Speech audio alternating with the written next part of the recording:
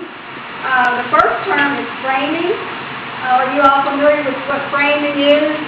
I have a quick definition on my handout.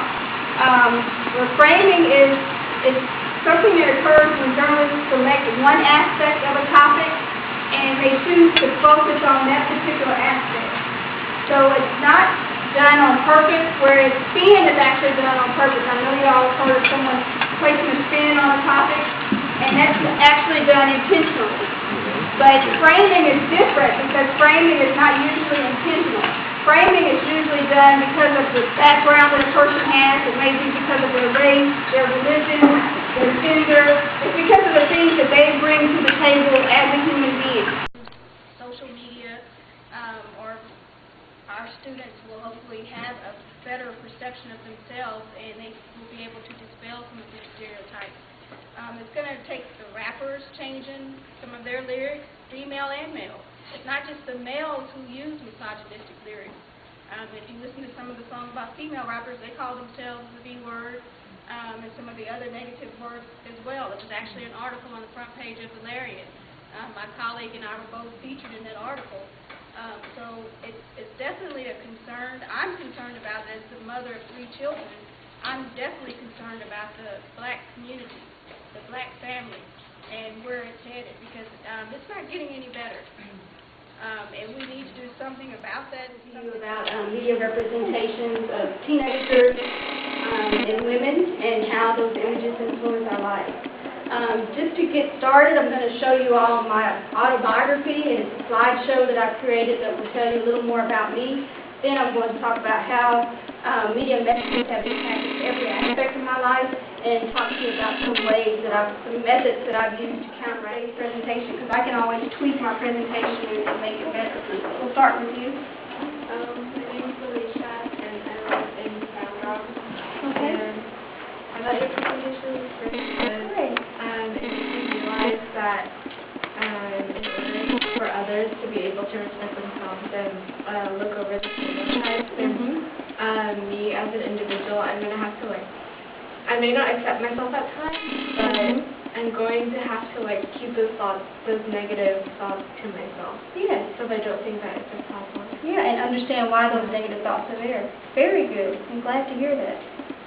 I'm Siri, and I'm also from Murray Rock, and I really liked the presentation, and I liked the video of the lady before and then after all the makeup and all that stuff. I thought it was really interesting. Okay, I'm sorry about the blonde part. As I said before, sometimes I'm blonde. I'm used to blonde. Okay, all right.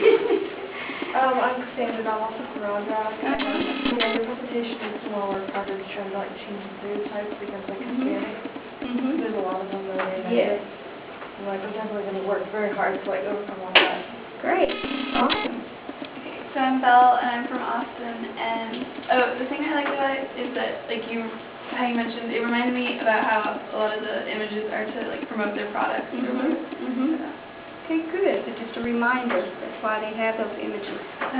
I'm Clara. I'm from Austin, and I liked the video that was the model, before and after. I've already seen it, but It's always good to see it again, yeah, right? it's really cool. They don't actually look like that. Good. I'm Brittany. I'm from Copper's Cove, and I liked your presentation, but for the stereotypes, you didn't have anything on Caucasian. Okay. And I think, and that kind of goes back to the blonde, when we talk about the blonde.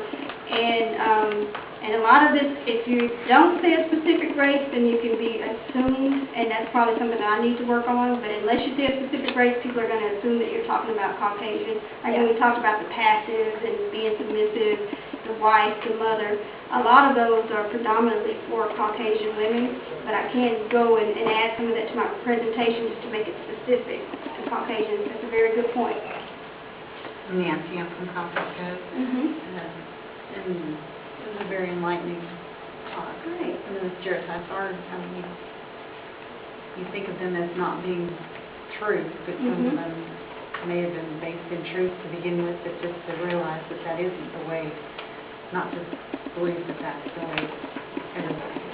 Okay, good. That's a good point. I'm Kara, and I'm from Austin, and I really liked the presentation, especially the video. Okay, great. I'm from Yes. Yeah, I thought the presentation was great. Yeah, I really liked the video of the model lady. I've seen it a few times, but it's really cool. Always good to see it again.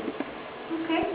I'm Lankita and I'm from Austin. Mm-hmm. I like how you pointed out the different stereotypes for each race. Okay. Great. Had you noticed any of those stereotypes before? Yeah. You have? Okay. Go to the back. My name is Chelsea. I'm from Pflugerville, and I learned from your presentation that like people are not stereotypes and that you start to let people start to stereotypes. Mm-hmm. Very good point. I'm Allison, and I also enjoyed the stereotypes. I had noticed before that Asian women always mixed up with the white guys. Mm-hmm. Now that you think about it, yeah, it's true. Yeah, I hadn't noticed all those things, and it really like seeing it. Mm-hmm. Okay, great. I'm Becca from Austin. I really enjoyed the whole entire thing around the model video. Okay, great. Hi, I'm Audrey from Round Rock, and I enjoyed it very much. Independent also.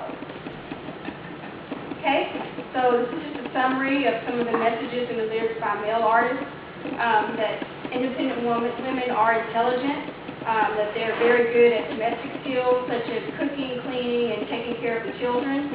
Also, they're usually wealthy, very beautiful, and that they're perfectly groomed, meaning that they get their hair, the nails, everything done, and they can afford to do that as a single mother with children.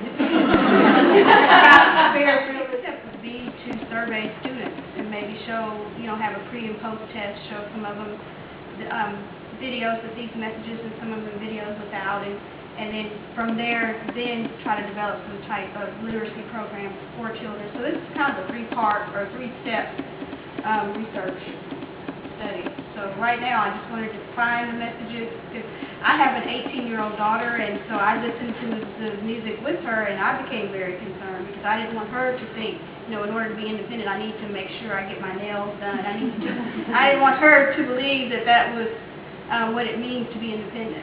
And so that's why I started researching the topic, and I just, I found some very interesting portrayals of independent women. And so my next step will be those things that you just talked about. If we could also give our presenters a break.